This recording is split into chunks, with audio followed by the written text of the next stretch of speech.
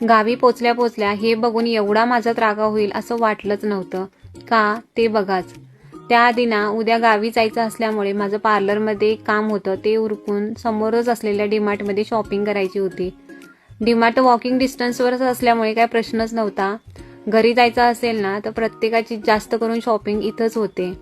दिवाळीचं भरपूर असं सामान घ्यायचं होतं, त्यामुळे मी ऑफिसवरूनच आल्या खरेदीला गेलेले.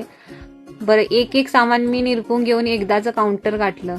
इकडे बास्केटमधलं सामान कमी होत होतं आणि बिलाचा आकडा वाढत होता. काय करणार, घरी जायचंय ना.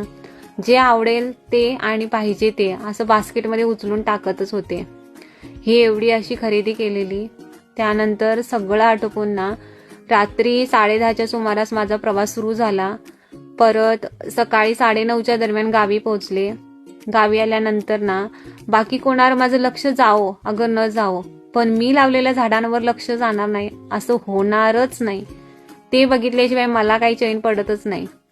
पण झालं असं की श्रीधर आणि आमच्या गल्लीतली पोरं मिळून ना किल्ला घालत होती आणि त्या शहाण्यानींना त्या किल्ल्यासाठी त्यांनी मी लावलेलं शेवंतीचं झाड उचपून काढलं. ते बघून माझा असा काय राग श्रीधरवर निघाला ना, एकदम संतापच. शेवंतीचं झाड मी ते ना 7 ते 8 महिन्यापूर्वी लावलेलं आणि त्याला ना गणपतीच्या दरम्यान कळी पण यायला सुरुवात झालेली आणि आता फुलं पण यायला सुरुवात होणार होती.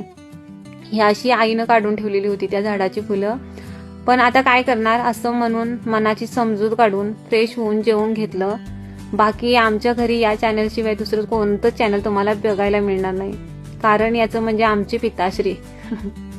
जेवण झाल्यावर या पोरांनी कसा किल्ला घातलाय बघू तरी म्हणून बघायला गेले तर अजून काही त्यांचा पूर्ण नव्हता किल्ला. थोडंसं तिथं पण माझा त्यांच्यासोबत वाद झाला. बाकी किल्ला घालण्यासाठी माझा काहीच आक्षेप नव्हता, पण दुसऱ्याच्या मेहनतीची पण कदर असायलाच हवी एवढंच वाटतं. त्या झाडाला फुलं येण्यासाठी मी ना खूप म्हणजे खूप अशी वाट बघितलेली आणि आता फुलं येतच होती तर त्याने ते झाड उचपून काढलं.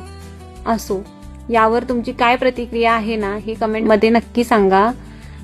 त्यामुळे आजच्यासाठी एवढंच. भेटू नवीन व्हिडिओमध्ये. बाय.